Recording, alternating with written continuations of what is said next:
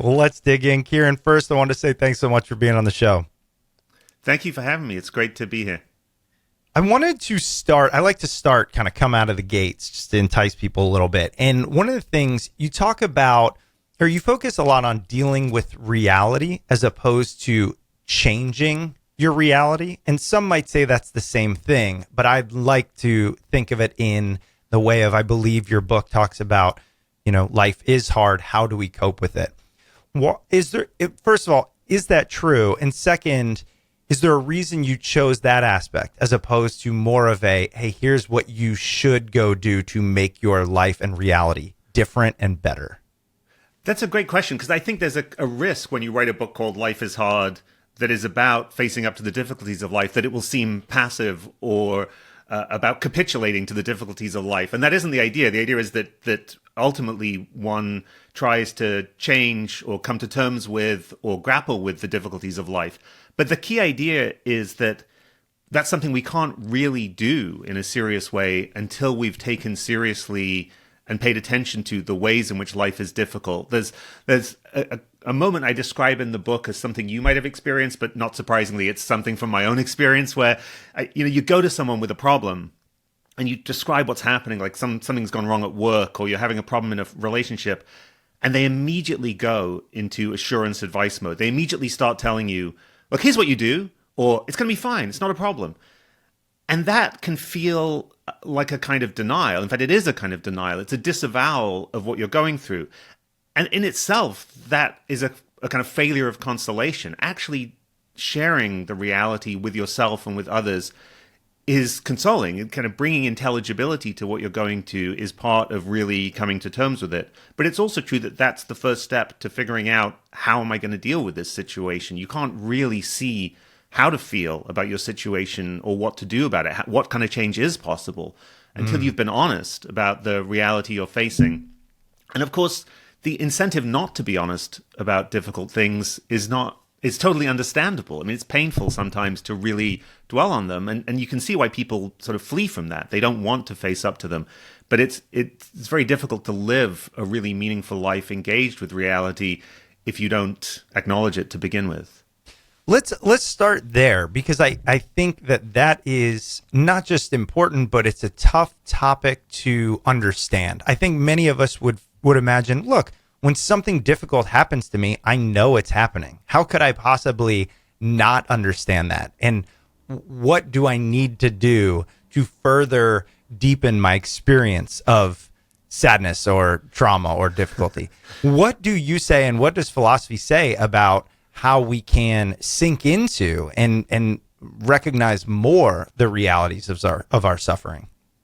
Well, the way it plays out in my thinking is sort of case specific. I don't think there's a sort of one great insight that will solve all of the hardships of life. It really is about paying attention to different things that are difficult. And one that led me into writing the book, it's not what the whole book is about, but there's a chapter where I talk about my experience with chronic pain. And that's a case where I think what's amazing to me in a way is how much there is to say about chronic pain and why it's bad. So you might start by thinking, look, pain, bad, end of story. Like there's nothing interesting about this. But actually, when you reflect on why pain is bad, especially why chronic pain is bad, it's something that millions of people deal with. The explanation of why it's bad gives you a sense of how to grapple with it. So one of the ways in which it's bad is that it's not just bad in itself, but like when you're in pain, your attention is brought to your body and your ability to engage with other things is impeded. So the badness of pain has a lot to do with getting in the way of other good things. And so that gives you strategies for thinking about how to deal with pain. The question is not, how do I make it go away, but how do I manage to engage with other people despite the fact that there's this background hum of pain? Or another kind of thing that a lot of people deal with chronic pain, for instance, is the sense that moment to moment, it's kind of okay. You can have a pretty good day while experiencing some background level of pain. But the anxiety about the future and the sense that it kind of looms over you is very difficult. And that kind of, the harms of dread and anticipation are a big part of why chronic pain or any kind of extended pain or uncertain pain is very difficult.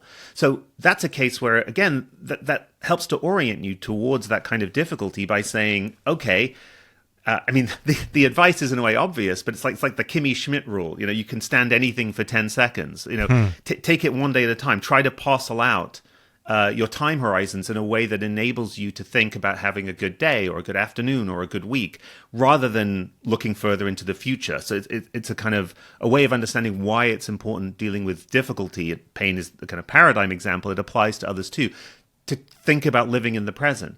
So for me, those were cases where I thought, look, I could have just said pain, bad. Is there a cure? Doesn't seem like it can be cured. Okay, suck it up. But actually reflecting on the experience helped to provide avenues for tackling it. But also in itself, there's a kind of consolation. I mean, I just think just the sheer fact of understanding what's going on when you're dealing with something difficult. Often the difficulties of life feel also kind of incomprehensible. Like, what is happening to me? Why is this so difficult? And that, again, is a way in which you're sort of adding insult to the injury of dealing with difficulty, and that you also feel kind of lost and confused. And again, that's what kind of philosophical reflection comes in. So, you know, I think it plays out differently with loneliness or grief or failure. Different descriptions are useful for different kinds of hardships. But that's a kind of case study where, for me, it's very orienting to really look closely at what's going on. Yeah, as you mentioned that, I earlier this year had back surgery, and for 6 months had, I mean, the worst pain I've ever had. And for a few of those weeks, it was literally unbearable.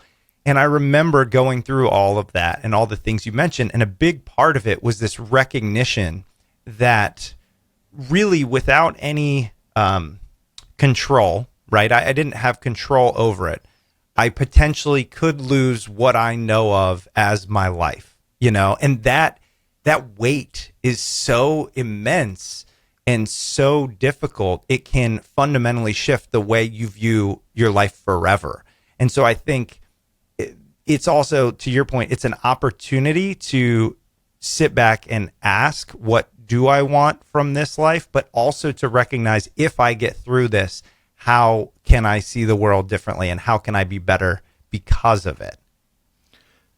I totally agree with that. And I think that's a case, you know, I'm sorry you went through that, actually. I mean, that sounds really, how are you now? Are you, I'm awesome. Okay. I played 3 softball games last night, and I'm only 6 months removed. So it's one of those moments where, that's why this really resonated, because prior to this, I mean, I'm 40, and I hadn't had something that really made me question, like, the things that I enjoy most could be gone due to a seemingly innocuous little thing. So how can that reality shift the way I live going forward? It's really insane, in my opinion. Yeah, no, I think like taking these kinds of hardships as an opportunity to reflect is really crucial. I mean, there's ways in which reflection can misfire. There's sometimes an urge to say, well, it must be for the best, or there must be a reason for everything. And sometimes, no, this just sucks and there really isn't a reason. But nevertheless, by reflecting on what you can learn from difficulty, there's the possibility of making something of it or coming to terms with it. And for instance, you know, a kind of experience people often have dealing with things like kind of extended pain, or pain where they're not sure if it's going to go away, is having to figure out whether they should keep saying, hey, I'll just try the next cure, go from doctor to doctor, hoping to fix it. Or whether sometimes that kind of seeking for solutions is a mistake. And the shift to saying, no, what I'm going to do is accept that this is a background part of my life, and think, how do I change my picture of what a good life for me would be, so that this is part of it, but nevertheless, life is satisfying and meaningful. And those are the kinds of questions that I think you can't really grapple with if your attention just flees from difficulty. It sort of, when you just turn away from it and wish that it would go away. Yeah. That kind of fear response. Yeah. And so, you know, I think that's a helpful place to start when you think about recognizing life is hard, which I think is one of the things your book does obviously really well and calls out for a lot of people. And then 2, understanding that the immediate reaction doesn't need to just be to fix it. I will say, though, let's take this idea of pain. There's also, and I believe the mental anguish we go through is much more excruciating for most people than the physical anguish. And I feel like that is something that's often harder to fix, harder to justify, harder to quantify. What do you know, or what have you learned, or do philosophers tell us about dealing with really the mental difficulties of life, which is what it is to be human? Well, I think there's part of the what I think is sort of philosophical wisdom of dealing with the mental difficulties of life is that there are often forms of wisdom. Like often what's going on when we deal with difficulties like loneliness or grief is something that involves an acknowledgement of the difficulties of life. And that acknowledgement is, while painful, a good thing. I mean, there's a kind of distinction to draw here that I think is really orienting between just feeling happy and actually living a good life. And philosophers often draw this distinction with kind of kooky thought experiments, like they imagine someone plugged into a simulation. They're the only person plugged in. They don't know it's all fake. And they're having this stream of experiences, and it might feel great, but they're not actually engaging with reality or other people at all. But I think that same distinction between sort of how you feel at a given time and whether you're really engaging meaningfully with reality comes up in relation to lots of hardships. Like the suffering that we experience in grief, it's not like it would just be better if we didn't feel bad about the loss of people we love. Like that's a pure negative. It's part of something meaningful and important in life. And similarly, when we feel furious about injustice in the world, we feel a kind of anger about injustice in the world. There's a wisdom in that negative emotional response. So it's the circumstance is unfortunate, but it's not like the feeling bad about it is necessarily negative. So this isn't the end of the story, but a starting point for thinking about the negative mental experiences, kind of negative emotional reactions, is to be open to the possibility that there's wisdom in them, that they're telling us something about how we should react to the world, and that something is wrong, and that sometimes that's the side effect of something good. As in grief, I think is the pain of grief is intimately bound up with the value of love and the meaningful connections we have to people. Or in the case of injustice, it's our kind of moral integrity is bound up with the anger and negative feelings we have there. So that's one kind of thing to say. I mean, the other is that some of that mental difficulty comes from incomprehensibility, the sense that experiences, we can't make sense of them. They feel unintelligible, and we feel confused, basically. And I think even just thinking through, why do I feel bad? Am I onto something? Is this a mistake? What am I responding to in the world? That sense of intelligibility is already kind of a step towards living a more meaningful, a more engaged, a better life. And final thing I'll say is it's often a step towards connecting with others. So one of the ways in which this kind of mental difficulty you're pointing to is really hard is it's isolating. When you're chronic pain is another good example. Grief can be an example where you withdraw from other people, and facing up to difficulty and being able to grapple with and express it can be a form of consolation, both in the intelligibility to oneself and in the capacity to connect with others and comfort them or be comforted by them, to sort of connect with other people around the difficulties of life. So that's another kind of way in which I think the philosophical instinct to kind of look, as it were, ruthlessly at reality can be a path towards a kind of a better way of living. It's almost like, because suffering is universal, it is one of the primary ways we know we can connect despite differences, which is a pretty sad, terrible, but also interesting and unique way to look at it, right? It's because we don't want to connect on that level, and it'd be nicer, in my opinion, if the things we could connect on were, were happiness and joy and love and all the good things. And I think, but why is it that pain and suffering truly is the thing that will allow you to connect much faster than any of its opposites? It's really interesting, actually. I think there's a lot of wisdom in that. It's true that being willing to share vulnerability or pain is one of the ways in which you can most rapidly feel a connection with someone else, talking about difficult things, and certainly writing about my own experience in this book. Like, one of the ways in which that's been incredible is that other people have said, "Oh, I also deal with that," or "That relates to this other kind of difficult experience." And you have these moments of sudden kind of intimacy that wouldn't happen without sharing difficulty. I mean, I do Yes. think there are joys we also share, but I think part of it has to do with the way in which almost all forms of suffering, almost all ways of grappling with the hardships of life, lend themselves to loneliness and withdrawal. And so the moments where you break through that and acknowledge this sort of open secret, we all know that other people's lives are hard and that our lives are hard. We just pretend it isn't the case a lot of the time. And that Yes. some of that comes from a certain kind of positive psychology idea that we should just look on the bright side. But what we're doing then is denying, I think, the connection that you've pointed to, that there is this deep bond we have with other people, that we're all grappling with difficulty in some way or another. There's a kind of anecdote about that in a way is like the origin story of the book. Was at a certain point I think I was coming out of a clinic where some other proposed treatment had failed, and I was thinking very bitterly, watching people walk by, thinking, "You guys don't know how good you have it not being in pain." Yeah. And then there was this pause, and I thought, I have absolutely no idea what any of these people are going through.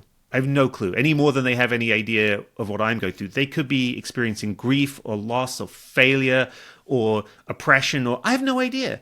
And that moment of pivoting from thinking, the self-pity and self-isolation of suffering to the way in which it can be a connection with other people, I think that really was the what led me to write a book about the difficulties of life, and in the hope of sort of forging a kind of communion around them. Yeah. Well, and one of the interesting things, and one of the things I really wanted to dig into, is not just the idea of loss and difficulty, but also how you tie it into philosophy and very much, older, ancient type philosophers, because that's something I'm interested in. I think a lot of people these days are.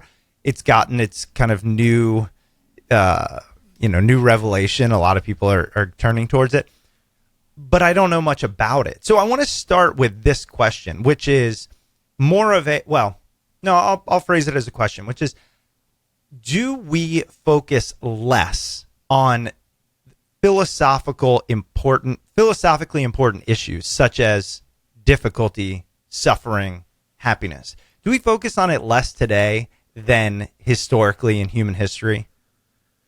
That's a very good and kind of hard question, because you look back at the kind of great periods of philosophy. So ancient Greek philosophy, you have Plato and Aristotle reflecting on what's a good life, and then the Stoic philosophers, and there's this big revival of Stoic philosophy. So you can get the impression that this was a kind of pervasive phenomenon, that like these guys with the Greek and Roman times, everyone was super reflective. I'm not sure that's really true. I think often they were relatively elite enterprises, that the people who were in a position to reflect in these ways were relatively well off, had leisure time to reflect. And there were a lot of people, there were people who were enslaved, there were people who were working in ways that didn't give them the leisure to think about those questions. So I think in a way, philosophy had a kind of cultural centrality then that it maybe doesn't have, but that cultural centrality doesn't necessarily reflect democracy. It doesn't necessarily reflect a kind of inclusiveness that everyone can participate. So if you look at the present moment, this is very broad brush, but I think it may be that philosophy doesn't have the kind of cultural prestige and centrality that it might have had in ancient Greece. On the other hand, it is available in a way that it might not have been then, that almost everyone nowadays can read. Many people have an internet connection, and we are in a way in this sort of golden moment for philosophical reflection, and the people are still grappling with these questions of how to live. In fact, the more that the world seems to fall apart, the more those questions feel urgent to us. And right now you can listen to podcasts like this, or go online and find resources to read and learn about philosophy. So I think the shape in which philosophy becomes available to people is different now. But I'm sort of optimistic actually about the power of philosophy to reach wider and wider audiences right now at a time when people feel the pressure of these kinds of hard philosophical questions. Yeah, and I think the way you put it's really important, which is it might not have the centrality that it did then, but it doesn't mean that it's less pervasive necessarily. And it definitely doesn't mean that it's less accessible. Because I think we often look back with, a sense of nostalgia, even when you're talking that long ago, right? Because we know of the figures, the Aristotle and the Socrates and all that. But how much of that's true? If you just look at, like you're saying, their life, right? We're choosing to pick a few people and paint a broad brush with just their wisdom. Because look, I think that a lot. You can go on, Instagram or Twitter or whatever, and you can think, oh, we're much dumber now, and I wish we could go back to having these philosophical debates. But how much of that is true? And I don't think it is my assumption. No, I think one of the things that I really want to kind of bring out in writing for a kind of non-academic audience is the way in which we're all already doing philosophy. It's not like people aren't asking themselves questions about how to live. Everyone is asking themselves these hard questions. People are grappling with difficulty. They're trying to figure out what careers to pursue, whether to have kids, looking at the world around them and worrying about climate change and the future and so on. And they're asking questions that are central philosophical questions. It's just that they might be doing it in a way that's not necessarily connected with what's going on in academic philosophy. And that's partly on academic philosophers, that there's a kind of need for people who study these questions, as I do sort of as a professor, kind of professionally, to think, okay, how do we connect what's valuable and useful in what we're doing in our classes and in published papers and like the kind of academic world with the urgent questions other people are asking. And again, I think there's a disconnect there that we can close. One thing, again, that really struck me when I started trying to write for a wider audience was that the questions that we often ask ourselves when we're having hard ethical conversations with friends are things like, am I a failure at work? Should I just quit my job and do something else? Or questions about parenting. And those are really hard ethical questions, but they're not on the standard roster of questions that academic philosophers talk about. And there's no reason why they couldn't be. There's no reason why the kind of tools and skills that philosophers have can't be applied more directly to questions about things like failure or parenthood or loneliness or relationships. And so I think there's room on both sides for people to ask these questions in a way that looks for philosophical resources and for philosophers to make those resources more available. Yeah, I think that's spot on. And I think that's why Stoicism is having its rebirth, because people today are starting to realize how can we leverage, I don't want to call it ancient wisdom, just philosophy throughout humanity towards today's problems. I did want to spend some time with you, having you translate for us and then put your experience and your knowledge in with it on what we can learn from it. It's not something we've actually talked about on the show a lot, which is surprising, and it was a gap, and that's why I wanted to have you on. And I know, again, your book comes from the life is hard perspective, so it's not all about that, but you do discuss it. And there's one that I wanted to mention. It's kind of in the Aristotle, more the camp of Aristotle. You talked about the good life.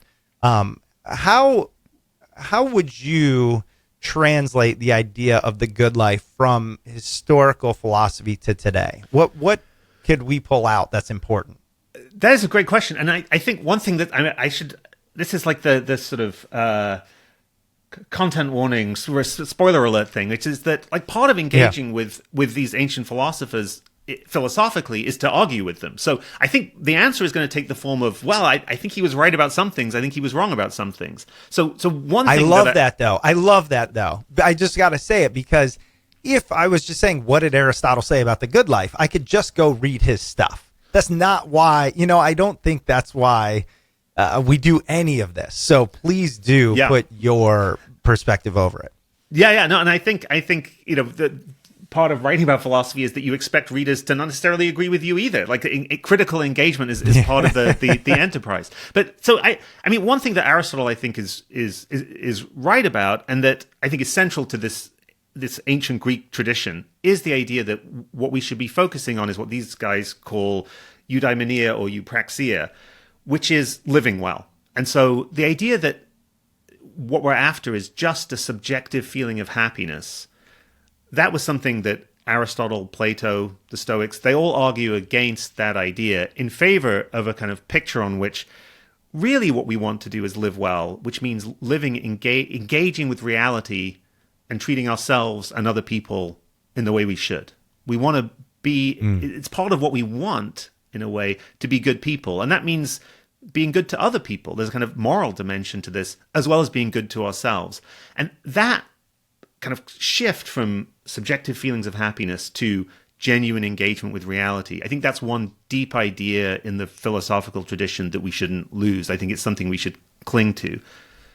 I think the risk in Aristotle's way of thinking about this that has a lot of contemporary successes is a kind of tendency to think about how to live by starting with a picture of the ideal life, saying, like, what's your dream life?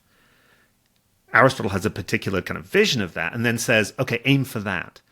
And that, I think, is a more problematic idea. And it's problematic in part because the ideal might not be attainable, but in part because thinking about the ideal can be a way to make yourself feel bad about your own situation, not living up to that ideal. And in part because often we're much, much better placed to think about how to grapple with difficulty and make things sort of incrementally better than we are to be guided by some sort of picture of what an ideal life would be like that is very remote from us and whose kind of practical significance is hard to make out. So that's something that that kind of tendency in philosophy, you see in political philosophy too, where people say, I'm a political philosopher, here's my vision of utopia. And the thought is, okay, but it's so distant from political reality now. What's the use of that? There's a kind of analogous mistake you can make in kind of thinking about your own life of just starting with something too idealized. That's something that Aristotle tends to do that I think we should try to get away from. I mean, I could say something about the Stoics too, or I don't know if you might have follow-ups on Aristotle first, or so. I mean, let's go into it. Yeah, my pitch on the Stoics. I mean, so I think there's something deeply attractive about Stoic philosophy, and part of it is that they share this idea that what we should be living is a life of engagement with reality, that virtue, basically, being a good person is central here. It's not just a selfish pursuit.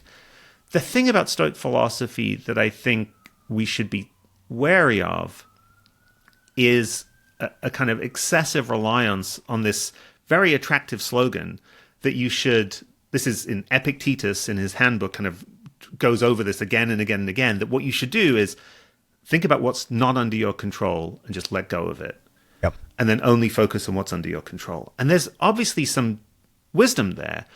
On the other hand, not caring and not about what's not under your control, like detaching from it emotionally, I think is a kind of, it's in tension with the goal of really engaging with reality. So a fact about Epictetus is that he was enslaved, and one of the things he had no control over was that situation. So part of what he was saying was, well, if you're enslaved and there's nothing you can do about it, get over it.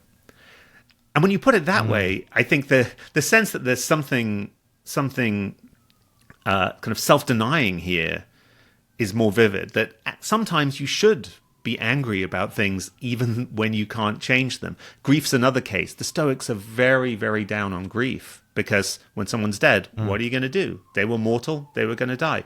But I think if you don't feel the pain of grief, there's a way in which you're not taking in the reality of the loss of someone that you truly loved, of the kind of reality of your attachment. So I think Stoicism there's something practically wise about not wasting time trying to change things you can't change. But the idea of emotionally detaching from it completely is, I think, again, a failure to fully grapple with and lean into the difficulties of life and the way in which sometimes they just call for emotional responses that we we'd be kind of, there'll be a lack of integrity in not feeling those responses. So that's the quick take on Stoicism. But I partly what I think about it's the kind of revival of Stoicism is that it does reflect a genuine desire for philosophical reflection. And what I hope happens is not that the kind of Stoic revival disappears, but that the range of philosophical ideas that people can draw on gets wider and wider. I'm so glad you brought this up. This idea of what do I do with things out of my control is something that has been top of mind for me for a couple years. I want to focus on this idea of, what do I do with things outside of my control? And I'll tell you why. For a little over 5 years, I worked for Franklin Covey. Stephen Covey talks about stimulus and response, controlling your response. It's a core tenet of 7 Habits. I recently interviewed somebody who is the director of the Viktor Frankl Institute. So in his book, Man's Search for Meaning, he talks a lot about it. And I think it's been ingrained in me almost unwittingly that, bad things happen and there's only one way to attack them, which is to recognize you are the master of your domain. Don't give up power. Take ownership for everything and change it if you so choose. And without recognizing, and I'll tell you why this is important, and those listening might be interested in this, I recently, at my job I'm currently at, we work with a vendor who uses an assessment. It's a older assessment that is the best I've ever seen. And one of the things it assesses is this exact thing we're talking about. How much do you believe is within your control and how much do you believe is outside of your control? And the coach that I was working with that I want to do a podcast episode on said, out of all 16 markers, every time you chose it's within your control, which can be seen as good or bad, right? Initially, I was like, yeah, go me. But then, and this is why, like what you said, I realized like how much burden have I been carrying trying to fix or trying to, or blaming myself for, without acknowledging, without even realizing this blind spot I have, that there are some things that are outside of your control. It's okay to recognize that. Just don't dwell on them. So I'm curious what your perspective is on this idea. What do we do? And I know you talked about it a little bit, but what do we do with those things that impact us immensely, might be outside of our control, and we want to control it? Yeah, I think this is very difficult. I mean, it's related to a kind of ambivalence that I feel that maybe other people feel too about hope. That hope, on the one hand, is something we venerate. We think of, you should always have hope. You should always be hopeful. But often hoping puts you in the situation where you're vulnerable to things going badly. Like, your hopes can be dashed. And sometimes you start to have this thought, well, maybe I should just give up hope. Maybe it would be really liberating to give up hope. And I think that's sort of a misdescription in an important way, but there's something to it. So again, going back to the case of chronic pain, I think there's a moment that I used to think of as giving up hope, as a kind of liberating giving up of hope, of saying it's not under my control, which is the moment of, at some point, recognizing that going from treatment to treatment, none of which worked, getting my hopes up and then dashed again and again, it was not a good plan. It wasn't working. I should just accept that this condition was not going to change and think, okay, I'm going to live with it. And I thought of myself then as giving up hope and saying, I accept that this is out of my control. But actually, in retrospect, I think that's not the right way to think about what I was doing. And it involves a kind of binary black and white thinking where you say, well, do I hope or do I despair? And almost always the right question is not hope or despair. Can I control it or not?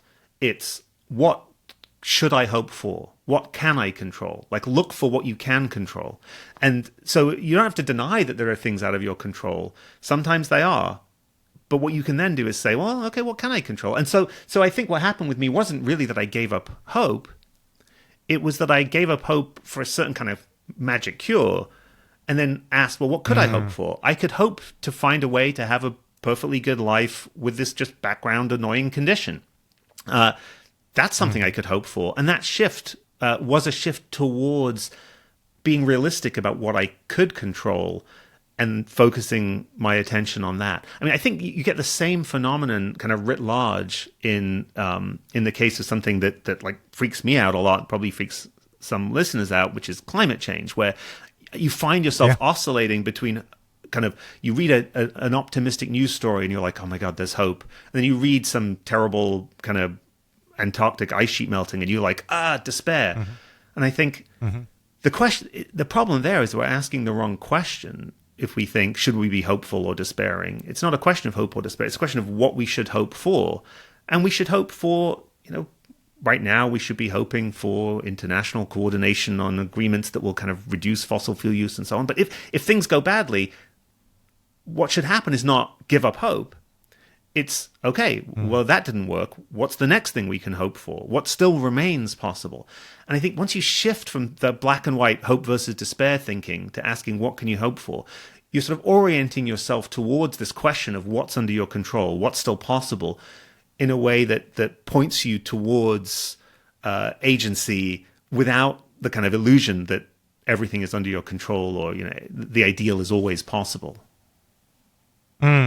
Is there a philosopher that you found aligned with that perspective more? Is there anybody that has informed this thinking the most in you?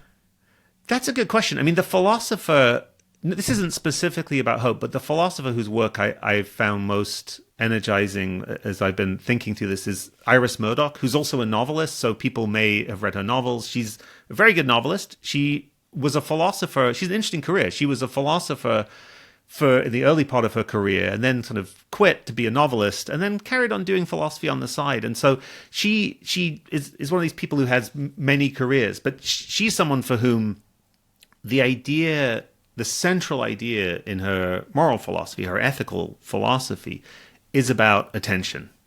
The idea that attending to reality, attention to other people, is the kind of fundamental prerequisite for dealing with reality well, is just acknowledging it. And often, if you really try to acknowledge what's going on, really describe what's happening, that's half the battle. Once you've really described whether someone was in fact being jealous or just anxious, or you've really figured out what was happening with them, the question of how to feel about it and what to do about it is already, you're most of the way to answering it. And that idea, that kind of key insight, that kind of abundant, attentive reflection on our reality is ethically orienting, that gives us a kind of direction. That's, I suppose, the key idea that moves me. And so, yeah, Iris Murdoch is really the philosopher I most have drawn on recently. Okay. Yeah, I'm curious because like I said, I don't know a ton about it. When we think about all the things we've been talking about, one thing, if I was listening, I'd still wonder is, I get that we can change the way we think about difficulties and reality, but initially that's not going to make it feel any better. In fact, that's going to make it often feel worse. What conclusions do you start to arrive at around this idea of things are hard and many of which we can't change? What does philosophy teach us about how to actually deal with that negative reality? Well, I mean, I think sometimes the kind of philosophical move really is just, here's what's going on. Here's a way to understand it in a way that's consoling, share it with other people, connect with others, and that is the consolation. But sometimes it really does, I think, point us towards changes we can make in our lives. So a good example of this is loneliness, which is something that when I was writing about in the book, was during the pandemic, where we'd gone from a situation where people were kind of worried about loneliness to a situation where it was suddenly this global crisis. And I think, philosophical reflection on loneliness is partly about understanding the way in which the value of friendship and the value of connection, which is to do with the kind of recognition of human dignity, The fact that when people don't acknowledge you or you don't have connection with others, you feel like your value is unappreciated. You're sort of disappearing from the world. And there's a kind of philosophical description we can give that helps us understand why loneliness hurts. But often that description has a kind of practical upshot. So in the case of loneliness, I think the upshot from thinking about the philosophical underpinnings of why loneliness is so bad aligns with what psychologists have been saying about loneliness, which is actually there's much more continuity between respect and compassion and just simple forms of acknowledgement, even of strangers, and deep friendship than we ordinarily realize. We often think those two things are kind of wildly different, but I think they're both ways of responding to the value of another person. And the continuity between them is confirmed by the social science that suggests actually even just small moments of mutually affirming interaction can already make a difference to your feelings of loneliness. Ultimately you might want a deep and intimate friendship, but you don't need deep and intimate friendship to start to break through the kind of sense of the loss of self that loneliness involves. So there's a cool study where social scientists had people, they gave them the assignment of going up to someone on a subway and a stranger and telling them one thing about themselves and asking the stranger one question about themselves. And people were like, I don't want to do this. It's not going to go well. I'm very awkward. But in fact, almost everyone followed through fine.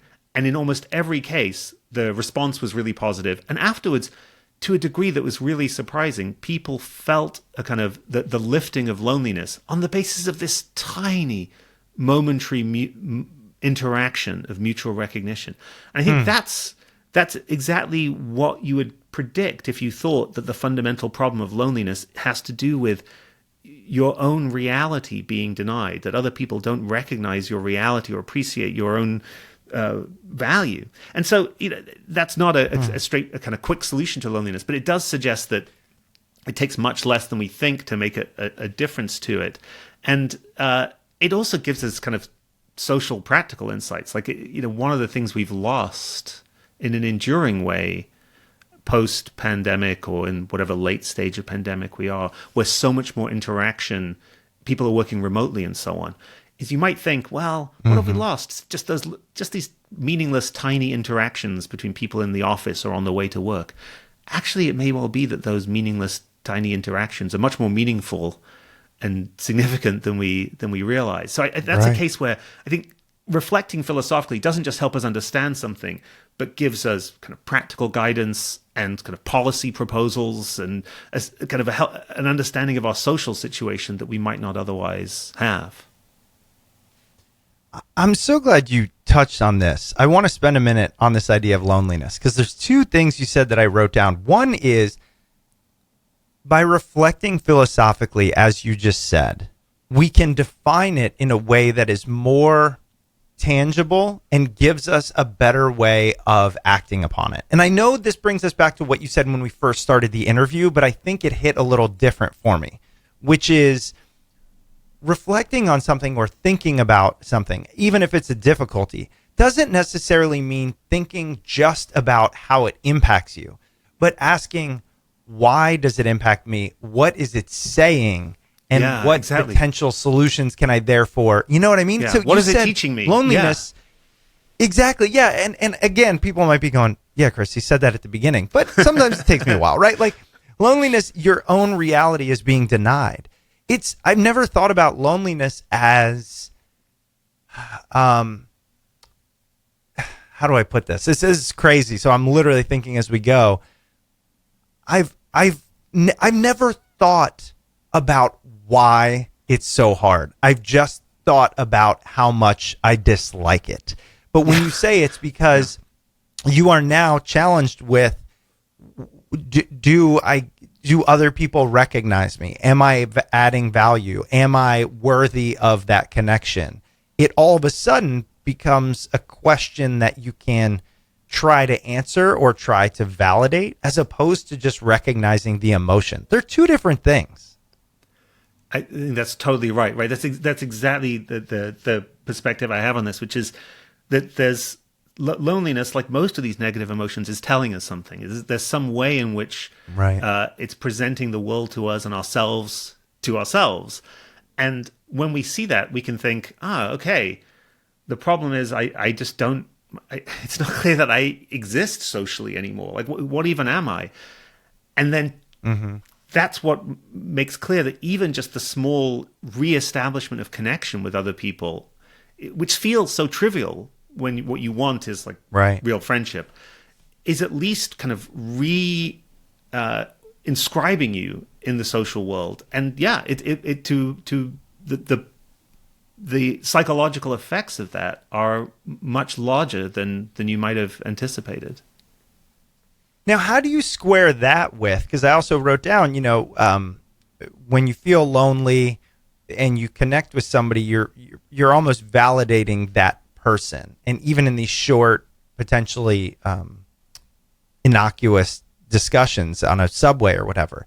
But how do you square that with the idea we were talking about earlier, which is, I mean, essentially that's giving away your power, right? It's saying I'm only valuable if somebody else recognizes it. And it probably gets to some of that Stoic philosophy, which I find difficult, which is, well, if I feel lonely, it's on me to say, hey, that's just you not recognizing your own value. Why does it need to be validated by somebody else? I think that's a really great point. I mean, this is the kind of difficulty of kind of extracting the wisdom in the Stoic philosophy from what is distorting, because the idea that in a certain way you're responsible for making the best of your situation. I mean, who else is going to do it? There's some real truth in that. Right. But I think one way to reframe what's happening in those moments of interaction, and this is another thing that comes out, I think, both of the philosophy of loneliness and the social science, is actually, if you think of it as meeting your need, it doesn't really work. So when you have those moments of interaction, it's crucial not just that you're telling someone something about yourself so that you're getting recognition, that you ask someone else something about themselves. And that part of it is not redundant. It's really, in a way, by stopping worrying about your own need for recognition, your own need for kind of social affirmation, and just going and acknowledging and affirming someone else, where you're kind of, the focus is on them. That kind of interaction turns out to be kind of loneliness reducing. It's connected with something that philosophers often puzzle over, that happiness is the kind of thing that if you seek it directly, often that doesn't work. If you're just obsessively worried about your own happiness, you're not actually going to care about anyone else or anything else in the world enough to really be happy. You got to start by not worrying about your own happiness, caring about other things, and then by engaging with them, the side effect, if all goes well, will be, you achieve happiness. But it's a kind of side effect of trying to engage with things properly. And I think the same is true in loneliness, that the evidence is that by trying to attend to other people and meet their needs, the side effect then will be that you overcome your own loneliness. But so I think there's a way in which thinking of it in terms of your own need for validation, which is how you put it a bit earlier, it is in fact, I think, self-undermining. It has to be about thinking, I'm not going to worry about that. I'm just going to do something that involves caring about, connecting with, affirming, acknowledging someone else. And that's got to be the primary motive.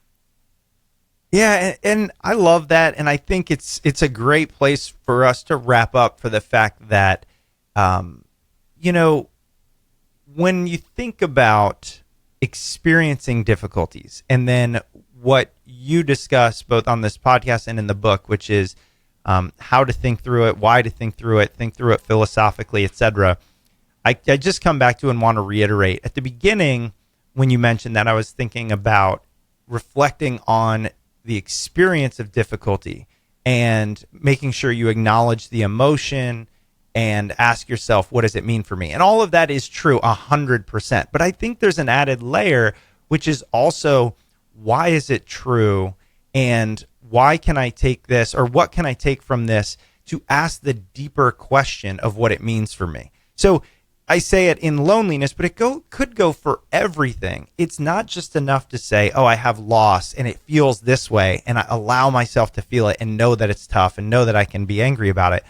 But to then say, well, why does the loss matter to me so much? Maybe if I lost a child, it's because I greatly value being a parent. Okay, well, what does that say about me, and why did I, and how can I? There's just a lot more there. And I do believe, and I know this comes from Ryan Holiday, who we've had on the show, that obstacle is the way thing. I do believe that suffering opens up more of your eyes and your mind than anything else, because it forces you to a little bit more than the positive things. So I think that's a lot of what your book is about, why I wanted to have you on, and what I think we can take away from this. I just wanted to reiterate that. No, I love that. Thank you. That's really beautifully put. Yeah. Kieran, two quick questions. One is, okay, for those that are really interested in this idea of utilizing historic philosophy, mirroring it with, or overlaying it with our experience today, what are some, of course, we're going to link to your book, and of course, start there. What are some either philosophers or other resources you would reference? I'm very curious on your favorite, like, hey, go read this from Epictetus or this from, I don't know, somebody I've never heard of. Yeah. I mean, I would say two things that come to mind. One is Iris Murdoch, I think, is really great. She has a very short book called The Sovereignty of Good. Definitely. It's a little bit hard going, okay, but really, really wonderful. Less hard going and written by someone who's sort of philosophy adjacent but very brilliant is Jenny Odell's book, How to Do Nothing, which draws a lot on philosophy, especially on Diogenes, who was the cynic who lived in the streets of Athens and kind of was a kind of performative philosopher of rebellion against social norms. She is someone who I think is really philosophically rich and also a wonderful writer. So I think her book, How to Do Nothing, is a great one to recommend. Awesome. Thank you for that. And like I said, this discussion, we talked about, I think, some of the depth of one item or a few items. But in your book, you talk about many, and you do it in a really, and the reviews and everything will validate this. You do it in a very, what's the word? Take people for a journey. So I want to recommend it. Life is Hard, How Philosophy Can Help Us Find Our Way. Something that I think many people listening right now will want to understand better. So we'll link to that. And Kieran, where else are you? I'm sure you're going to be writing more as we keep going once you get some time from your current role. So where can people continue to keep up with your work? So if you Google me, it'll take you to my website that has a lot of kind of academic stuff, but mostly there's a page that has my public-facing writing, book reviews, articles, and it also has a link to my Substack. So one thing I've been trying to do is every few weeks write something on a Substack called Under the Net. It's actually named after an Iris Murdoch novel that has little essays, sometimes about philosophy, sometimes about art, sometimes about novels I've read, and sometimes about questions about how to live and how philosophy can guide us through them. Fantastic. We'll definitely link to that as well. Kieran, I want to say again, thank you so much for being on the show. Really enjoyed the conversation. Thank you so much for having me. It was great.